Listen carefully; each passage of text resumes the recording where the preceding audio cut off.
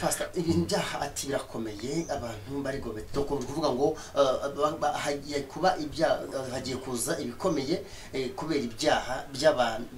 by'abanyabyaha n'ibyaha by'abantu baterana mu nzu y'Imana none se nkwibutse ko ibyo bintu ni mu mboneko z'uyu mwaka ibyo nkubwira au début de cette année nibwo Imana yansuye rega nabivuze au début de cette année urabivuga nabivuze ndaga nti bantu b'Imana Imana yambwiye ko uyu mwaka 2020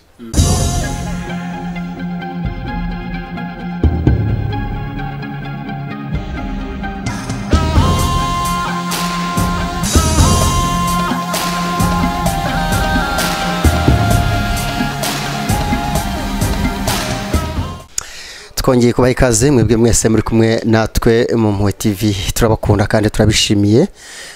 kandi dukunda comments zanyu cyane n'uburyo uhindura kandi ubiganiro byashoboye kugeraho umwanya uwari wo wose. Uyu mwanya turakomeje kugenda tubagezaho amakuru menshi kandi meza. Twagiye noneho ntabwo yadusanze ahubwo twagiye kuri tele. Byo bita kujya kuri tele twasuye umuvugabutumwa. Umuvugabutumwa bimazemo igihe kandi mwese abenshi maze kumenya kuko afite inararibonye bimazemo igihe kandi mu byukuri iyaganira n'uwari we wese umukuramo ijambo rikomeye umwumva ho ubunararibonye umumva inama umumva impuguro twamusanze aha twicara ni mu biro bye ni ibiro bya Pasteur Zigirinshuti Michel twasuye mu biro bye ahangaha ariko mbere yuko yenda tunakomeza tumuvugaho kandi turi kumwe nawe nkuko mubibona reka tumusabe abanze rwose abibwire baganirize ariko mbere ya byose muraho Pasteur muri amahoro sashimwe urabashije natwe ngizina Yesu urakoze cyane uyu mwanya rero tugusanze hano mu biro byanyu ni biro byanyu cyangwa na hano byanjye ibi ni biro byanjye okay Pasteur wakwibwira abadukurikiye abakurikiye Impuhwe TV akaka nitwa Pasteur Michel Zigirinshuti ndo umugabo wubatse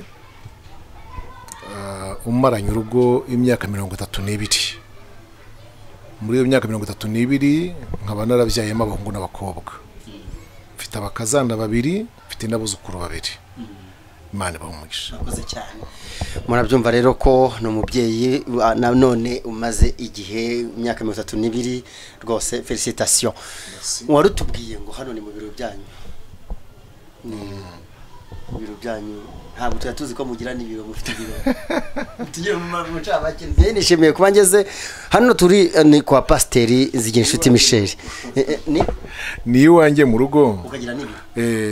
ibyo ngibyo ntabwo ari njye bigize kame mu gambere ariko umuntu umaze kugira abana bangana nk'abo mfite uko bibonye urugo rwo n'urwanjye ni hanini hanyuma rero nagize abana reba abana nabyaye ndi umuvugabutumwa kuva ku mfura nababyaye ndi umuvugabutumwa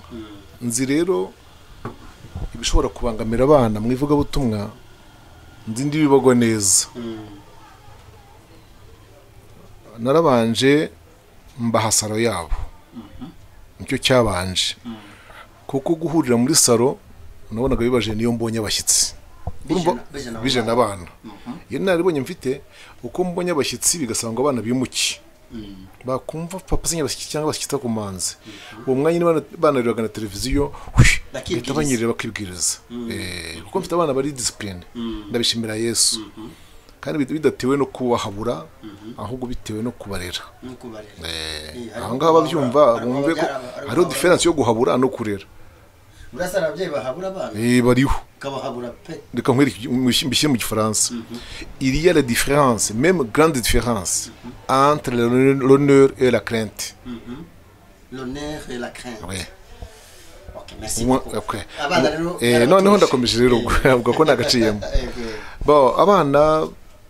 bajya muri salo yabo bagiriye abo salo ubwo ni mu myaka ya 2002 na 4 kuzamuka noneho muri no minsi mbona barakuze bose kuko ubucura bwanjye ubwe yiga muri secondaire afite imyaka 15 mbona kandi ndimo ndagira uyu murimo w'ivugabutumwa nsanga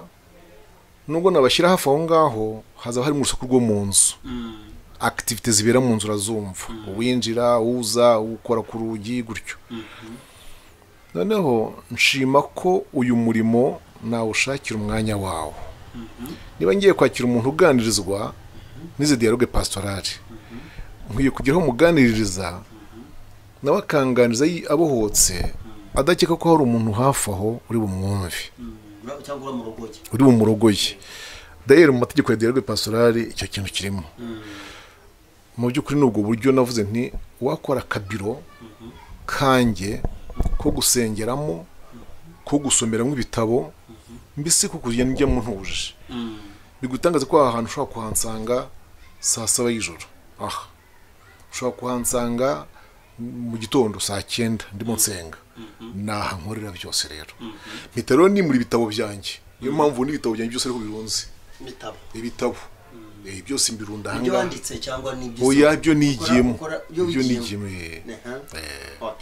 nibyo harimo n'amasertifika yego ayo bagiye bampa ibikombe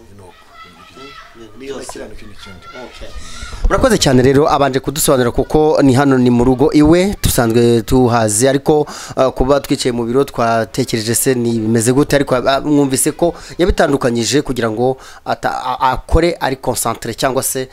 nta gishobora kurogoya ibiganiro cyangwa uburyo yasenga cyangwa yategura inyigisho zitandukanye. Pastor Zigishuti ni muntu ki mu ncamake background yanjye? Yes, background nuvuga ngo ni muntu ki yavutse he ryari gute ese nyuma byaje kugenda gute bese ni témoignage ntoya kuri background yanjye. Okay, Pastor Zigishuti ijambo rya mbere ni umunyarwanda kavukire uhavuka rwose ni umuhererezi w'umuryango w'abantu 13. Icyo gifite uwuhe mumaro muri témoignage yanjye ntoya gifite mu mumaro wo kuba narabaye hafi ya data cyane ari nge muhererezi we nganira nawe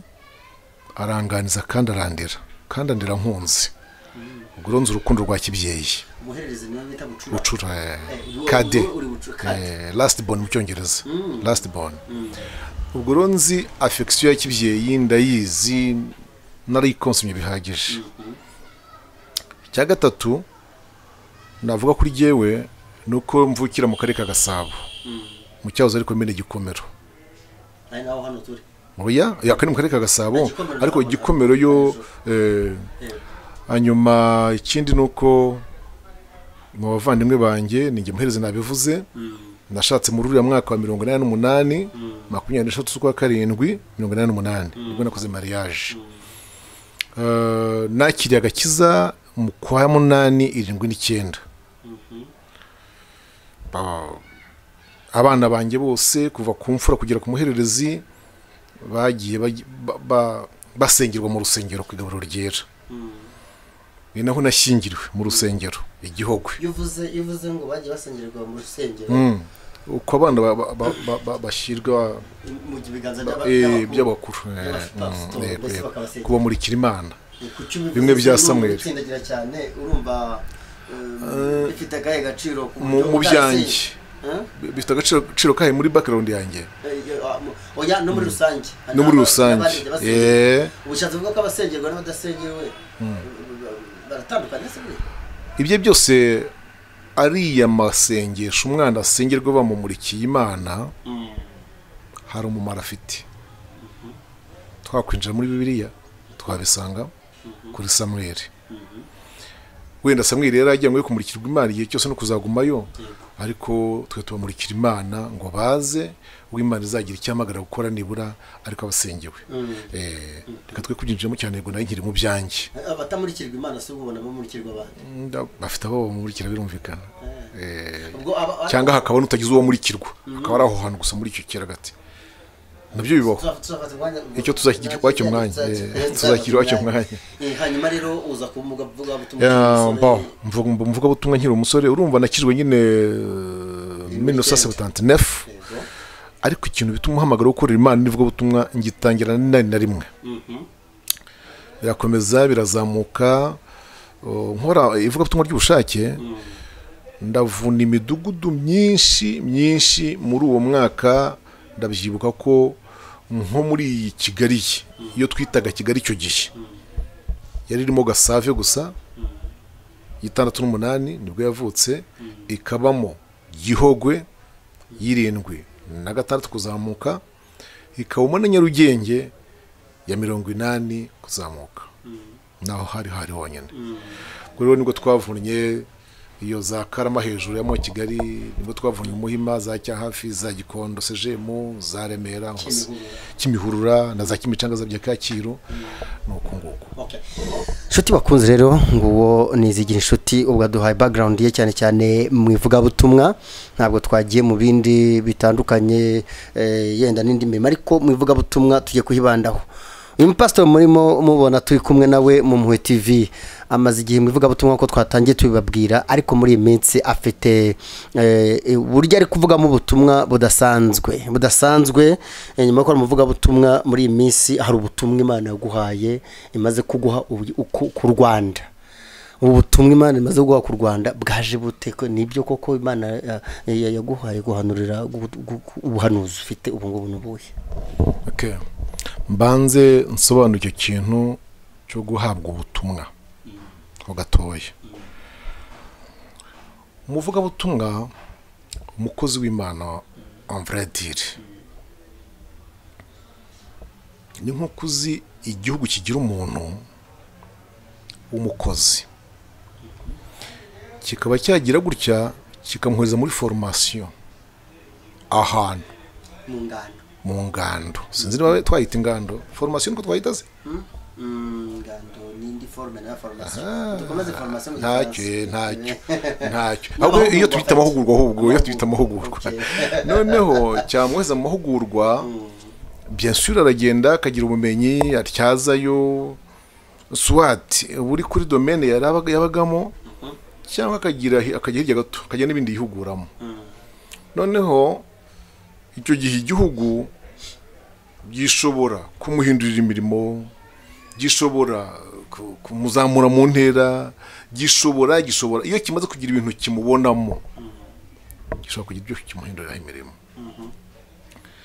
Niko n'umukozi w'Imana buri yameze. Noneho rero muri make Imana iransura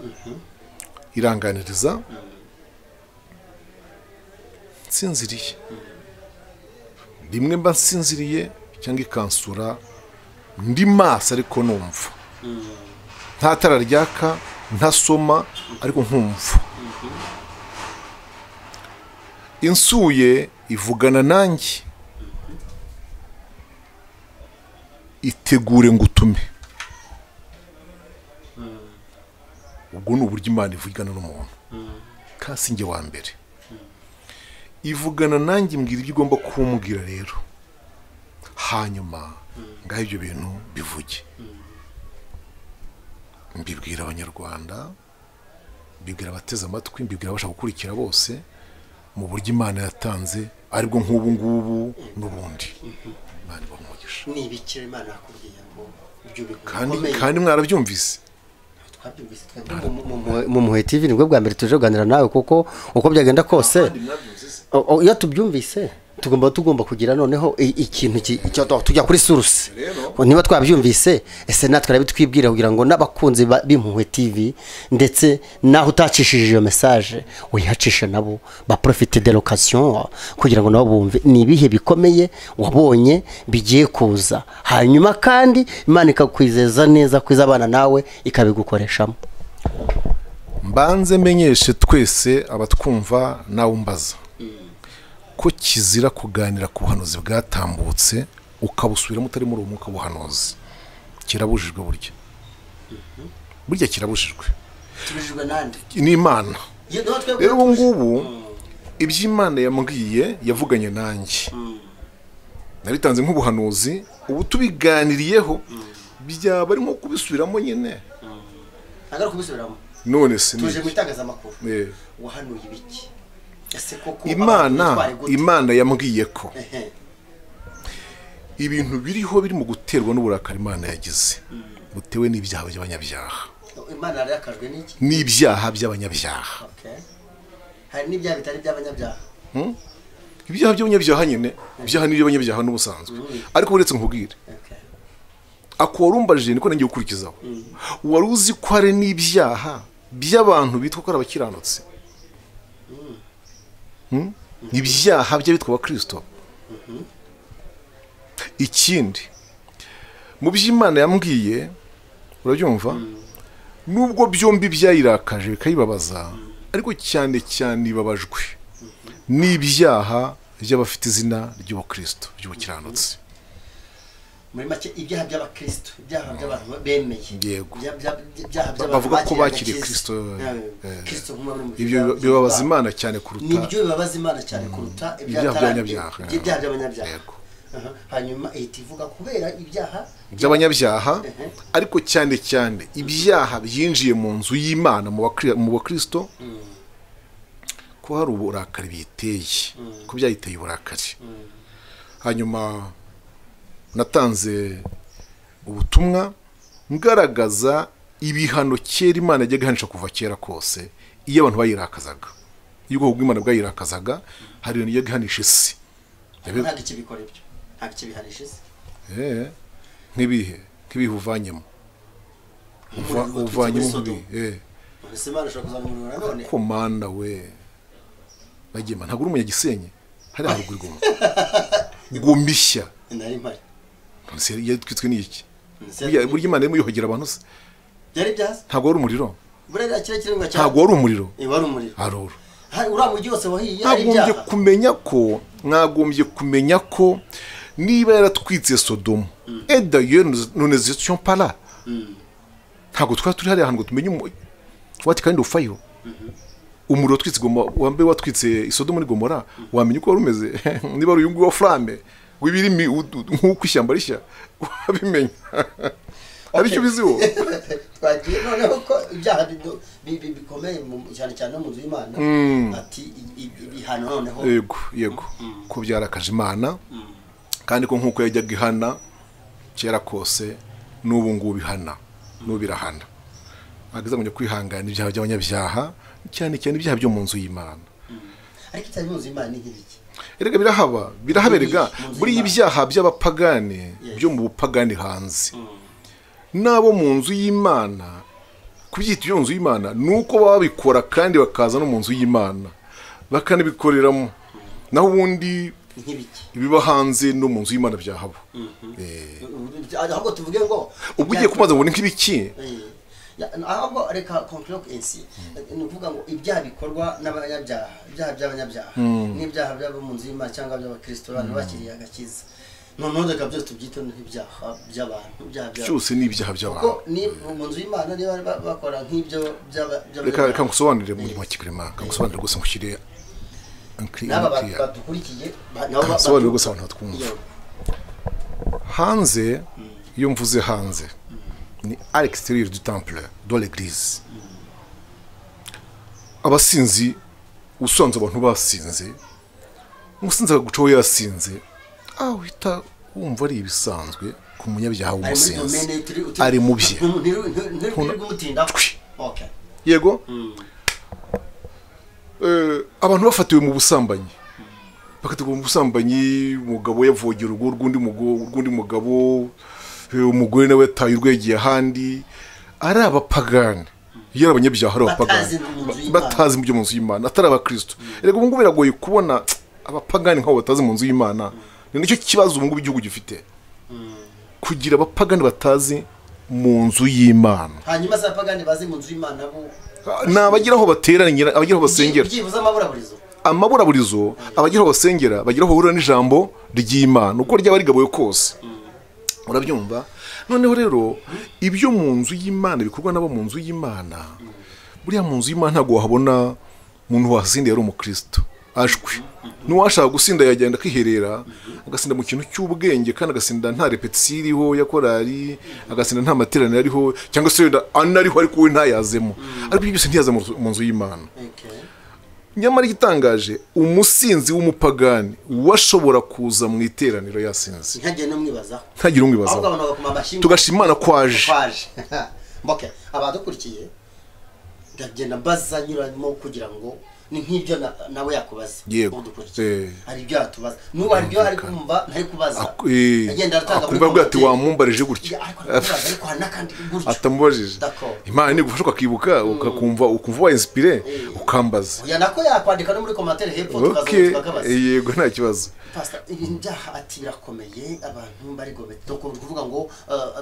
hagiye kuba ibyaha hagiye kuza ibikomeye kubera ibyaha by'abanyabyaha n'ibyaha by'abantu baterana mu nzu y'Imana none se nkwibutse ko ibyo bintu ni mu mboneko z'uyu mwaka ibyo nkubwira au début de cette année nibwo Imana yansuye rega nabivuze au début de cette année urabivuga nabivuze ndavuga nti bantu b'Imana Imana yambwiye ko uyu mwaka 2020 hari nko mu Rwanda mwijoro bucya habiyambere z'ukwa mbere 2020 hanyuma se ubu tugeze mu kwa gatandatu se tukagutugeze mu kwa gatandatu ndetse turagucagashije ukubona hari ibimenyetso by'ibyo weretswe hari ibimenyetso by'weretswe wowe hari none se nawe mbwira urumva nabibwiwe mu ijoro rya 31 z'ukwa 12 2019 bucya habiyambere noneho kwa mbere turasha umwaka muri iryo joro turiye bonane byari byiza abana bacu barakinguye ku mashuri abakuru barabukoze ku buryo hari uwashyingiwe kuri 14 z'ukwa gatatu ninjye wamusezeranyije aragira ati Imana yo mwijwe umugisha kuko ninanjye wamuteye umwete gukora ubukwe sinari nzi ikiri imbere ariko ninjye wamuteye umwete gukora mariage muri make nihuse guhera ku itariki ya 15 nibwo insengero zafunzwe z'ukwa gatatu le 15 mars nibwo insengero zafunzwe noneho 21 bwo biba lockdown confinement totalement confinement mu nzu guma mu rugo sibyo hanyuma corona ivuze ubuhuha rero corona iricarica umugani tukumva ngo hanaha hapfuye abanaba natwe hano abandi banduye uyu munsi handuye 13 ya Mana we tuguma mu rugo dupfuka umunwa turakaraba duha abana amabwiriza ntihagira usohoka mu rupangu ngo ndavuga ku banjye yewe uretse no kubawe itangazo ryari clair ko nta mwana ugomba kujya guhaha gutumwa turabyubahiriza kandi vraiment mbivuge franchement parlant umuntu wese wubaha amabwiriza y'igihugu Imana iba mu ruhande rwe iyo yubaha amabwiriza meza yo kumvirwa Imana iba mu ruhande rwe muri make n'abategura amabwiriza nabo ni Imana yabayoboye kaburiya tuvuge nk'ayo mabwiriza u Rwanda rwayateguye rufite patriotisme ubundi gukunda igihugu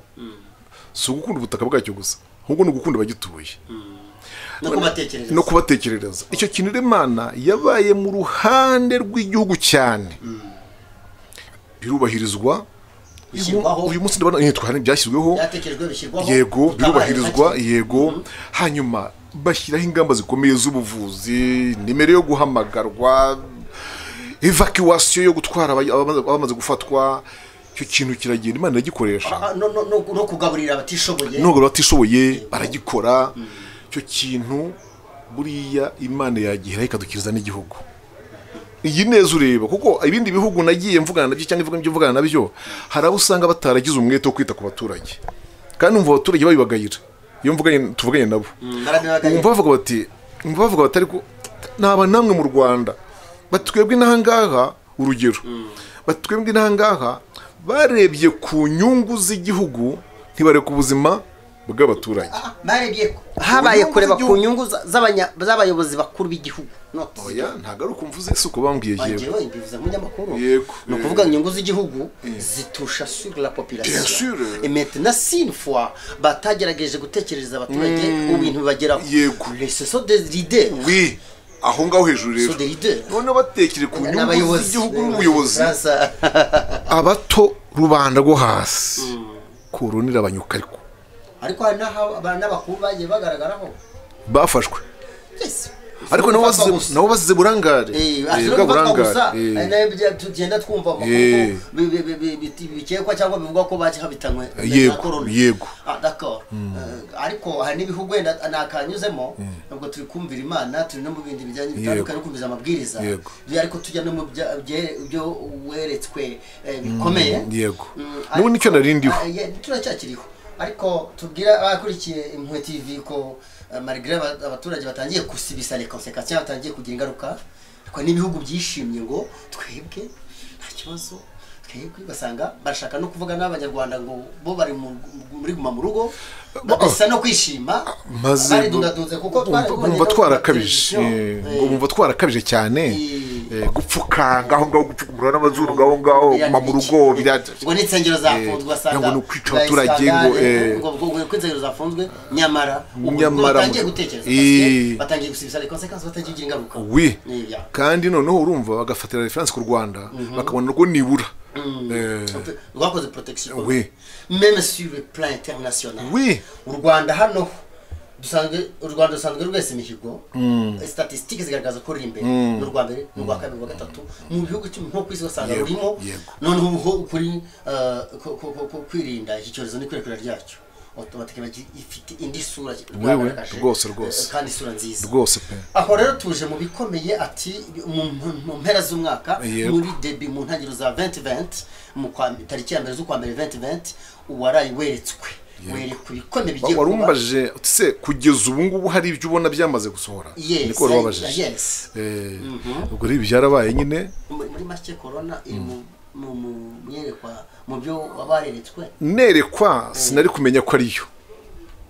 ntabwo izina corona rigabura nta n'umuntu wamenye iyo ariyo nta n'umuntu kumenya iyo ariyo n'ubundi Imana ivuga ibyago cyangwa icyago kigiye kuza ibivuga en general ariko iyo kigiye kuza nibwo umenya ko ari cyo hanyuma rero nibwo Imana noneho yongeye kunsanga babyumva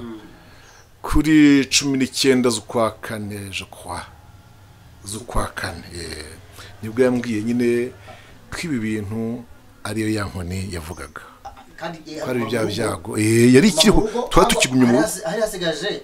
twari tukiri mu rugo byanditse ari kuguma mu nzu noneho mu nzu yagomba kwitwa guma mu nzu ukomeje guma mu rugo yego naho ni mu nzu kuko icyo gihe nta mushyitsi oya nta gusura nta gusurwa nta gusurana nta n'umwana wo gusohoka yego nk'ubu twagumye mu nzu Imana itangira kubwira hanyuma imbwira ko rero bya byago ngibi birageze bya byago ngibi byaje ubwo byaje rero ni iki cyakorwa ubu turetse ni ibyago yende tufate cyari cyago cya corona hari ibindi byari byongereyeho n'ingaruka za corona ya nta kintu usibye ingaruka za corona gusa noneho icyo gihe rero je numva ibyo Imana yagiye intuma ni ibintu biri ku murongo neza wayo yateguye itangira kumbwira none iti bwira abantu kwiyeza bwira abantu kwihana nistukira dufate ntabwo ariko wavuze yenda nta n'uwana byemeza ngo nanjye mbisubiremo ngo corona yenda ni igihano cy'Imana bafate ubwo kwiyeza corona iza n'izo speculation cyangwa se urwo ruvugo hanze aha no kunyuranamo bavuga hari benshi bavuga ngo ni ibihano by'ibyaha Imana hanya abantu benshi ko bavuga niko tubyumva umuntu yabikonfirma koko nacyo kiri mu gihano cy'Imana yatanze kubera ibyaha abantu bakora iyo narabisobanuye si n'ubwa mbere mbisobanuye ibiza byose ibyorezo byose wabyumvise ibiza byose n'ibyorezo byose ibiza n'ibyorezo ntabwo ari bimwe ariko bifite ibiza ni ibiri bifite isano na geography na changement de climat tanzi ko ibyorezo byo ni indwara ariko byose ni ibitusha ni ibikora ku buzima bw'abaturage bien sûr bimwe abantu benshi yego noneho ibyo bintu burya bimwe bishobora kubaho mu gihe runaka ari ibintu biteye igihugu ariko nk'iki ngiki cyarangije isi yose iki rwose korona iki rwose Imana yemeje ko ari igihano Imana ihanisha abantu hanyuma yego ati ibi birakomeza bikomere kuzakoresha urukundo iri gukoresha gute muri minsi kugiye se Imana bikomeye bya corona virus reka twumve ko uburyo nkoresha urumva mfite ndakora ivuga butumwa ndashimira Imana ko ivuga butumwa ritahagaze sengero zarakinzwe ingero zirahagarara ariko Imana ikingura uyu muryango w'ivuga butumwa umuryango w'ivuga butumwa ugira umumaro cyane natanze inyigisho zisanzwe ahangana ngo abantu bantiza amatwi babyumve neza ntabwo buri munsi uko ndi kuri mikoro nigisha ariko mba ntanga ubuhanuzi ahubwo hari inyigisho zisanzwe nubwo nazari ubuhanuzi buriya bibira n'ubuhanuzi abanavuga ko nabwo ubuhanuzi butavangiye nibwo butavangiye rwose iyo umuntu hari icyo yabwiwe n'Imana cyo kuvuga do special yagitanga kandi akabisobanura rwose ko ari ubuhanuzi ariko inyigisho ni inyigisho enseignement prédication donc urumva umuntu ugiye mu cyagifunzo cyawe cyaje inyigisho ikibwiriza impuguro inama ibyo byose Imana yagiye umwanya wo kubitanga icyo nakubwira nabwe n'abateze amatwi Impuhwe TV n'abatureba yego nuko kuva Imana yakoresha ubwo buryo nakira abanyabyaha bihana bakaza hano kabasengera hano mu bihe hari abazaha hakaba n'abampamagara kuri telefone urumva inzira se yanyura bo inzira zitangiye kuboneka hari huza kintu n'agapfukamunwa sanitizer gakaraba kamwakira urako metero imwe irimo kamwakira nkamusengera akagenda amahoro noneho hakaba n'abagisha inama n'abandi bakristo bari baraguye barimo kubyuka nuko mbese wa mumaro uz'ijambo ry'Imana rigira mu materaniro bisanzwe ndimo ndabona umumaro wawo muri kino gihe nande bahumugisha nacyo tuvuga anacyo Imana kuvuga ngo muri byo bihe bikomeye izankoresha mu buryo budasanzwe yagukoreshagamo mbere bo ubudasanzwe nuko n'igihe kidasanzwe ntawahakana ko ari ubudasanzwe kuko niba mbere umuntu yarigishaga akajya ku ruhimba akabwiriza abo yihana abo yakira bihana akabakira aho ngaho ubu rero ntawavuga ko ni uburyo budasanzwe birumvikana kuko ni ubutumwa bugenda muri harya mu gitango mu byita mu murandasi ni muri murandasi ubutumwa buragenda mu itumanaho yego bukagera ku muntu wumve nawe kubwiriza uri aha hantu utaza bari bwumva bari bo ariko wajya kubona imbuto z'ubutumwa bwiza mbese n'ahangaha uri ku Impuhwe TV uri gutambutsa message n'ubu niba utambutsa message niyo mpamvu natwe twagusanze yego kandi birashoboka yuko n'ahangaha abari kumva iyo message batumbise iyo ya mbere byabagirira umumaro rega ubu ngubu nta kintu Imana ikora idafite impamvu kuko Imana arizi kuzaza iki gihe yari ko nzajyana ikiganiro n'Impuhwe TV uyu munsi kandi hari igihe umuntu ashobora gukurikira ikiganiro cy'Impuhwe TV atarumvise ya message no ugasanga biramukanguye ugasanga ashatse gusengerwa niwo murimo wacu ku isi kuzageza impande dutashye murimo wacu ni ukugarura abantu kuri Kristo Yesu. Pasiteri Zigirinshuti turi kumwe nawe aka kanya kandi twagusuye koko kugira ngo utambutse message nyuma yuko twagiye twumva koko urabyemeje ko wahawe ubuhanuzi tubwiye ko impano ya mbere ubimenyeho ari ubuhanuzi hakazaho n'izindi zitandukanye zigera muri zingahe eshatu y'ubuhanuzi kumenya ndetse n'ubwenge kandi ukabugaragaza ko urukoreshwa by'ubutwari kubera ko Imana yakubwiye kiza bana nawe izabona gukoresha mu bintu bikomeye nk'ibi ngibi. Pasiteri Zigirinshuti umuntu yakwibaza ngo ubundi mivuga butumwa ryawe kenshi maze kumenyekana kandi rwose kumenyekana ni Imana ikumenyekanisha kubera ivuga butumwa ukora. Zigirinshuti waba uvuga butumwa ryawe ryarigeze rihura n'imbogamizi cyangwa intambara yigeze uhura nazo uvuga butumwa? Nta kuntu zitaba ziriho, nta kuntu zitabaho kubera ko ivugabutumwa rigira ibitero bya satani, riza attaque satanique, riratakwa. Iyo attaque rero niyo buryo ibyara ubuhamya bw'umwigisha. Imbogamizi zabayeho,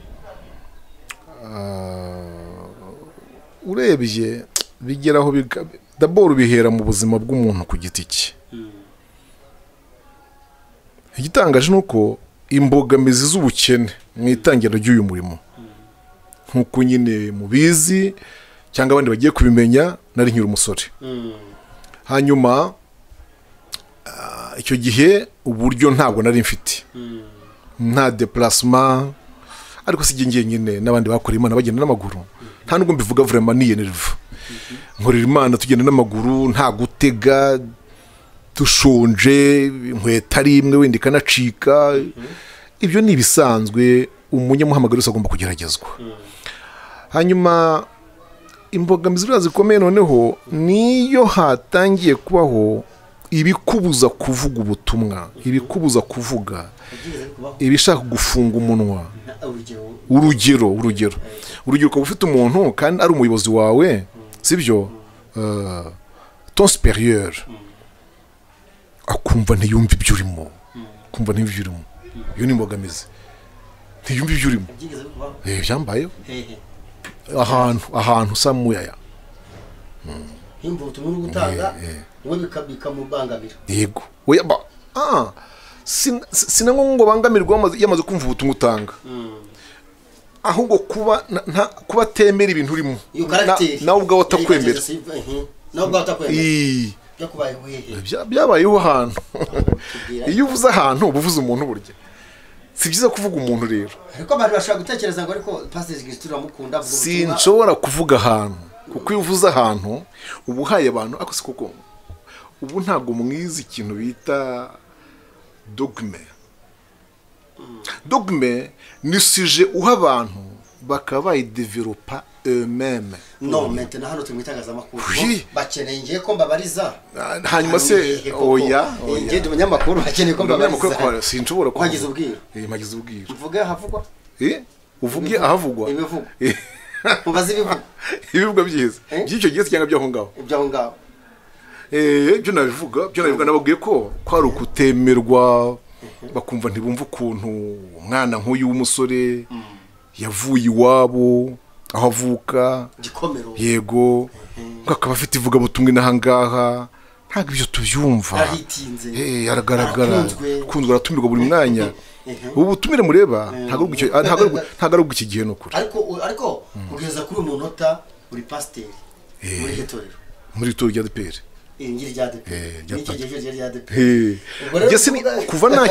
kuva nakizwa ntabwo nigeze ngira irindi torero njyamo. Urumva naho imbogamizi zagiye ziba harumvikanye ubundi buryo. Bazigira inshuti muri uko kutumva ibyo byose, yenda superieur, yenda mu TV ngo bwa mbere tugwebwe tuganiriye nawe, hari ubuhamya watanze abantu bakunda kuvugaho nabi, byo wavugaho iki? Kuko urukoreshwa ibidasanzwe. Bavugaho nabi gute? Ko nabutanze nabi se cyangwa ko ari bubi? Abantu kujya wumva ingota ati bazi Pastor inshuti yigeze arana n'umugore,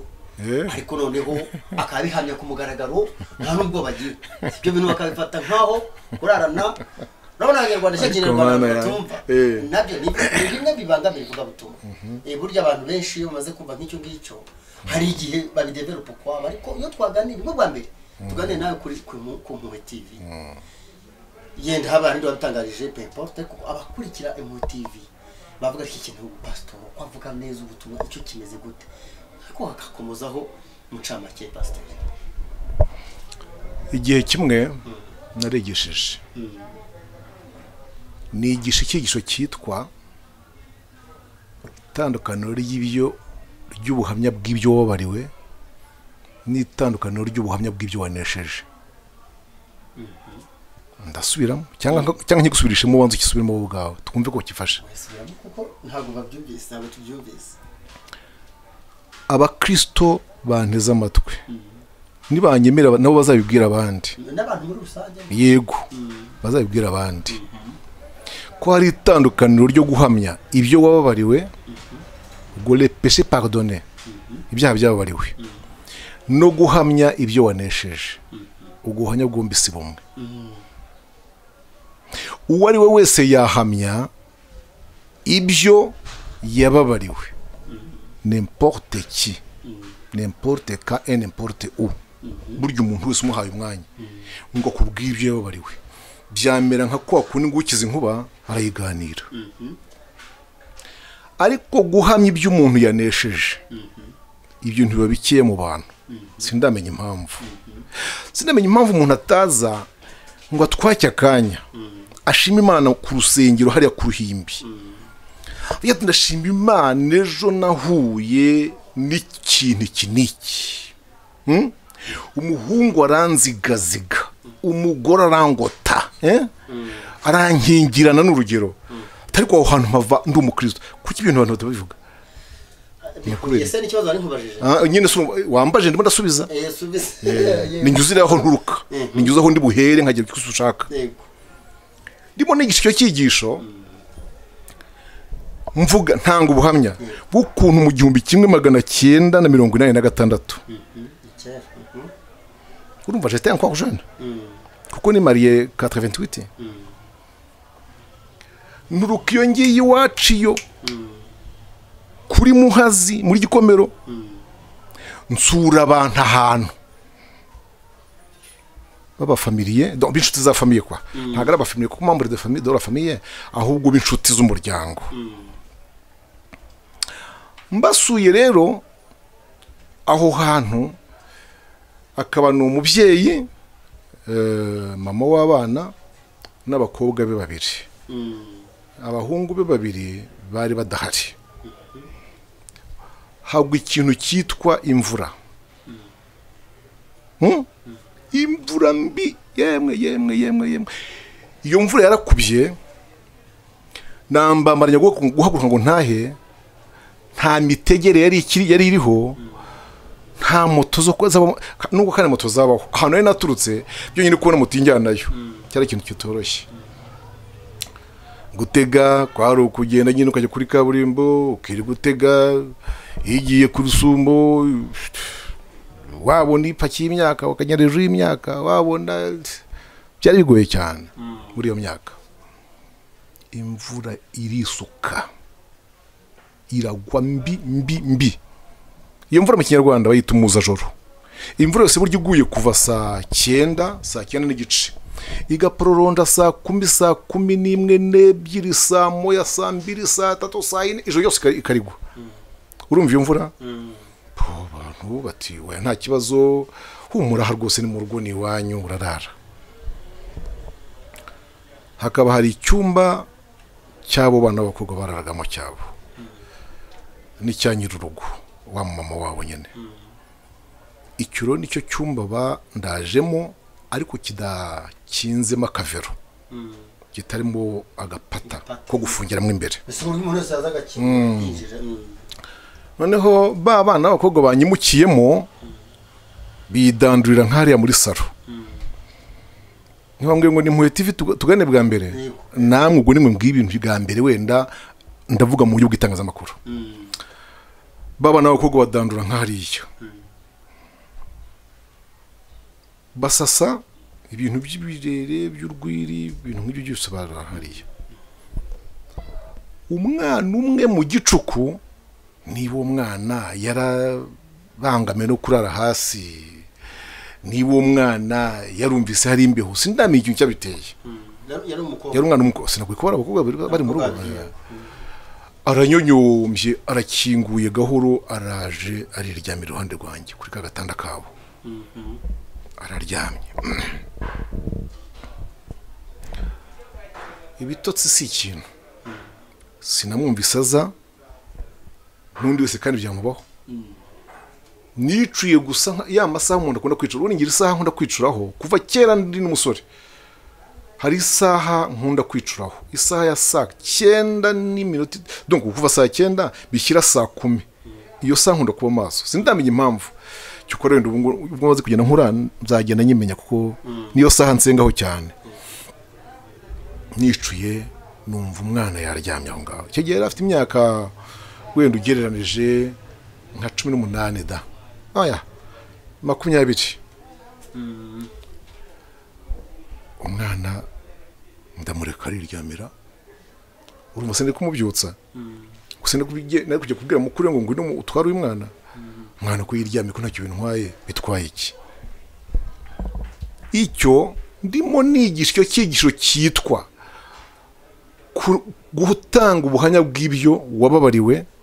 no guhamya ibyo wanesheje. Nibwo nababwiye nti uravuga ko wababariwe ubusambanyi, sadakor n'undi wese yabihamya, ariko hari aho urahura n'ubusambanyi ntubukore. Donc hari aho urabonera uburyo bwo gukora ubusambanyi ntubikore.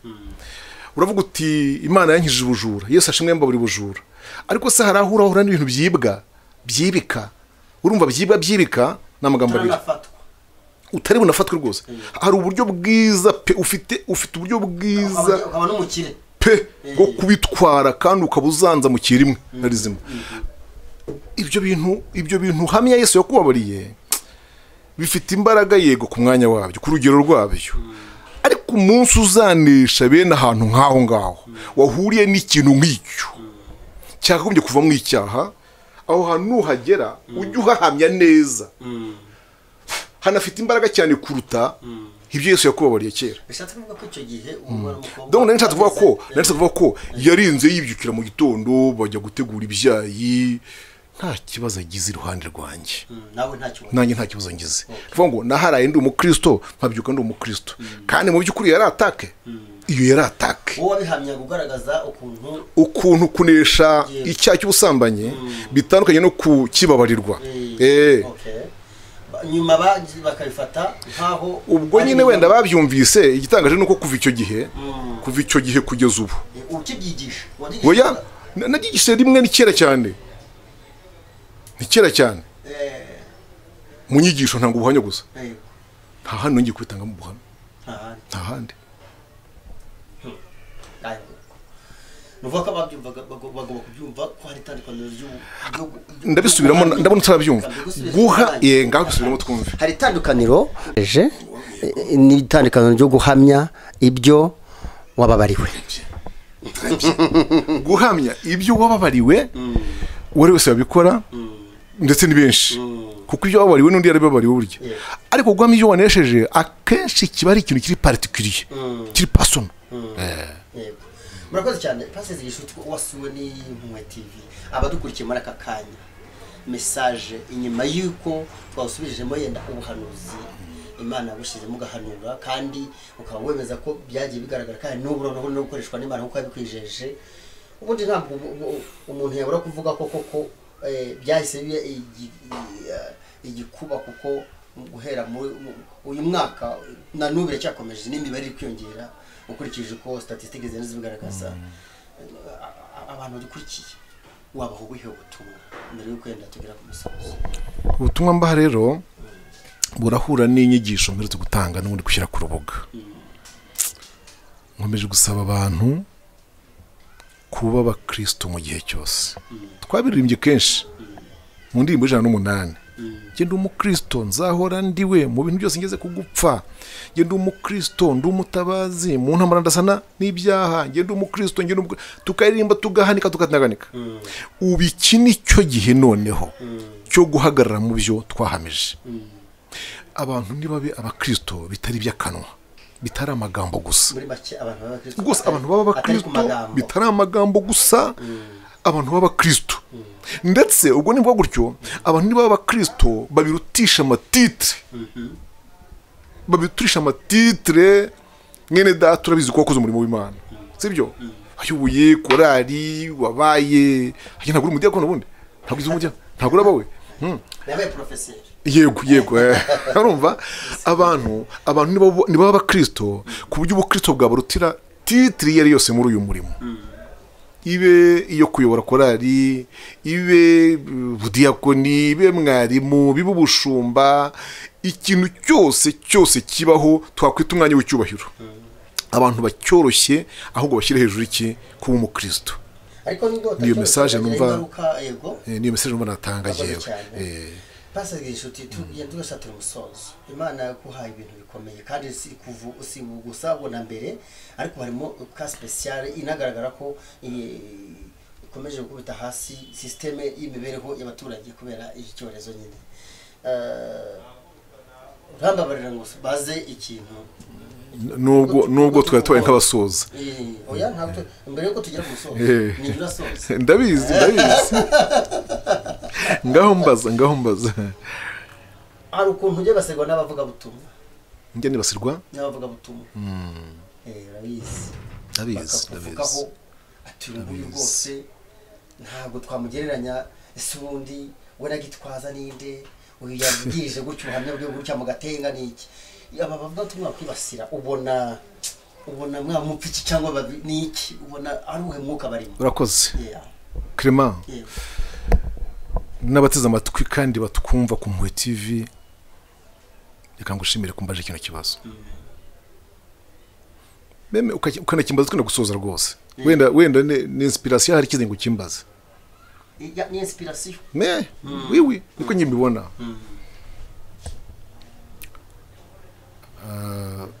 ari uwavuze ibyo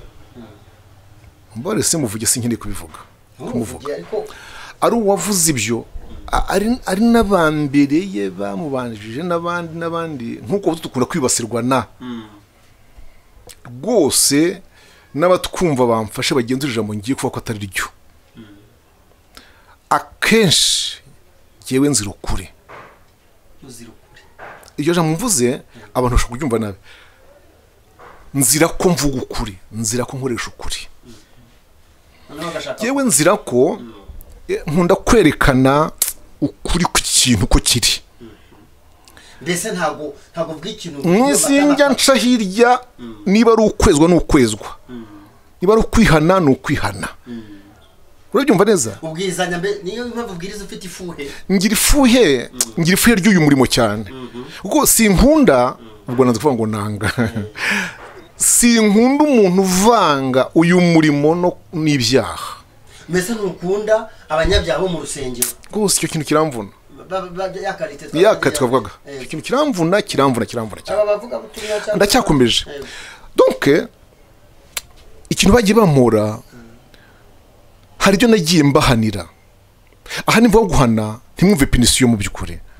nibyo twavuga mu kanya kashize ko indimi zifite ukuntu ziba nkene mu gusobanura ibintu indimi zifite ukuntu ziba nkene mu gusobanura ibintu hari nagiye mbahana bwa mbere ntanafite n'inshingano zo kubahana wenda mbaruta ubukuru gusa mu murimo kuko nabo barabyemera ko mbaruta ubukuru muri uyu murimo noneho nkabahugura ahubwo ntibashaho dore imyaka ibaye 30 nk'uri umurimo w'ivugabutumwa ry'ubushake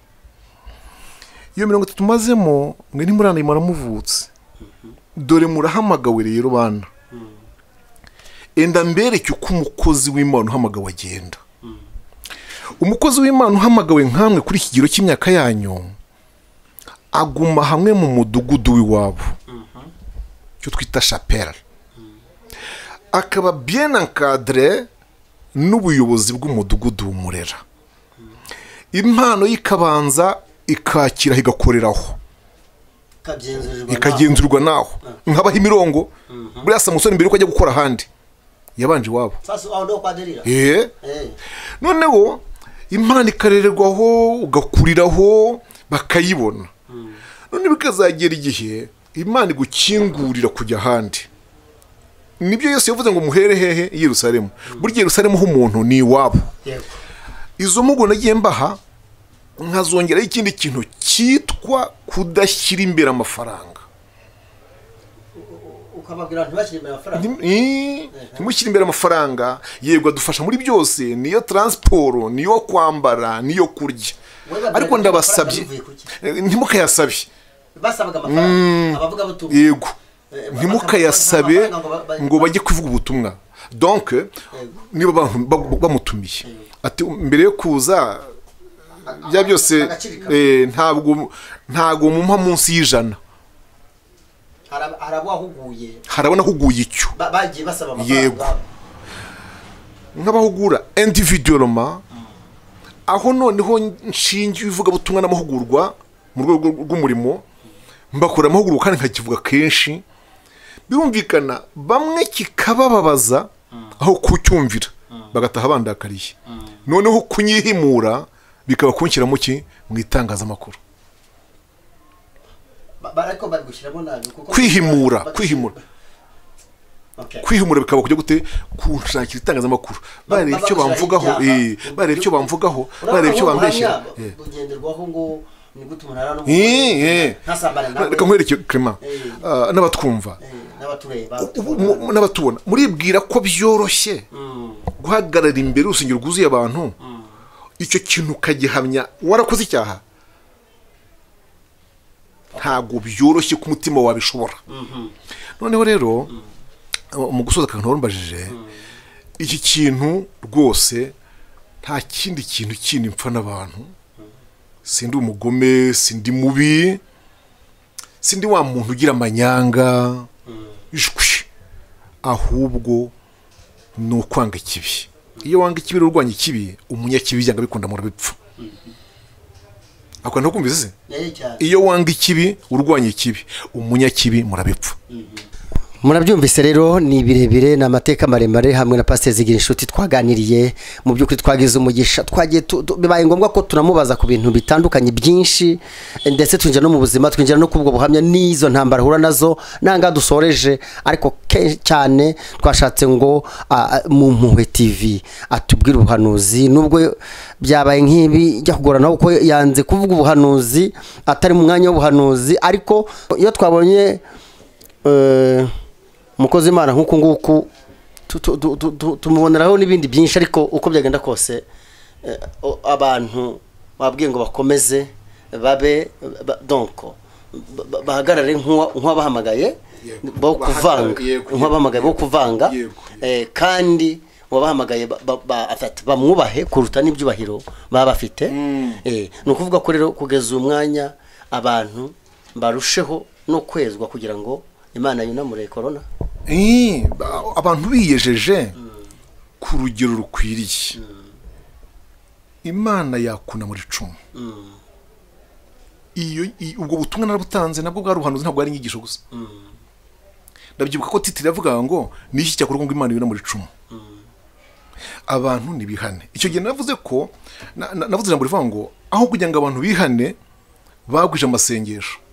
mwe ntimwabibonye ku isi yose aho kugira ngo abantu bihane bagwije iki amasengesho bivuga ngo kiriya kintu cyo gutegura amasengesho guplanifia prière ibitane by'amasengesho kiriya ni gito cyane kuruta ahubwo kubwira abantu ngo ni mwize nubwo mwakwireza mu ngo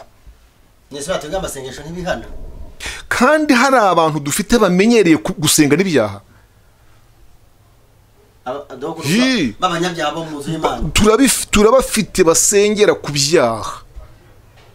rwose umuntu agapanga y'iminsi 3 ayirindwi ya 40 asengera ku byaha badaca gufumbira Imana bamugisha murakoze pastor murakoze namwe